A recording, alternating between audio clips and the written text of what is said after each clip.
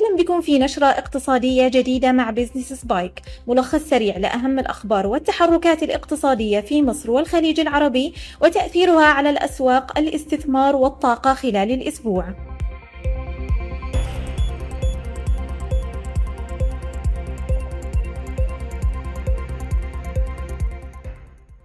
أديس تستهدف زيادة إنتاج النفط من الحقول المتقادمة في مصر بنسبة 40%.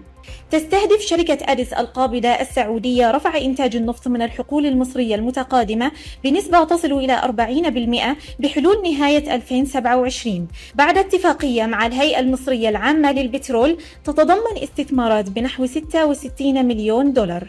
حقل غاز الريشة يمثل فرصة لتخفيف أعباء الطاقة. يتزايد الاهتمام بحقل غاز الريشة باعتباره أحد أهم مشروعات الطاقة المحلية في الأردن في ظل اعتماد المملكة الهاشمية الأردنية على استيراد الطاقة وتأثر الاقتصاد بتقلبات أسعار النفط والغاز العالمية. صادرات النفط السعودية تعيد ترتيب مساراتها.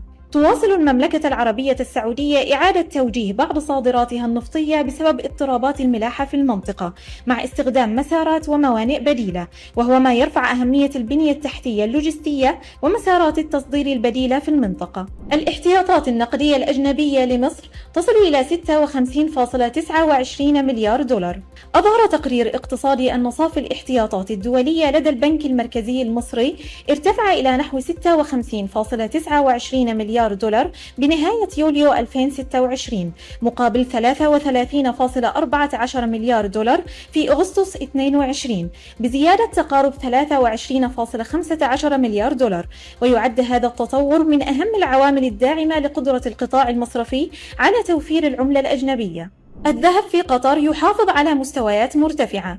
تحركت أسعار الذهب في قطر عند مستويات مرتفعة مع استقرار الأوقية العالمية قرب 4380 دولارا وسط متابعة المستثمرين لتحركات الأسواق العالمية. كانت هذه آخر الأخبار الاقتصادية خلال الأسبوع الماضي. إلى اللقاء في نشرة اقتصادية جديدة مع بيزنس سبايك.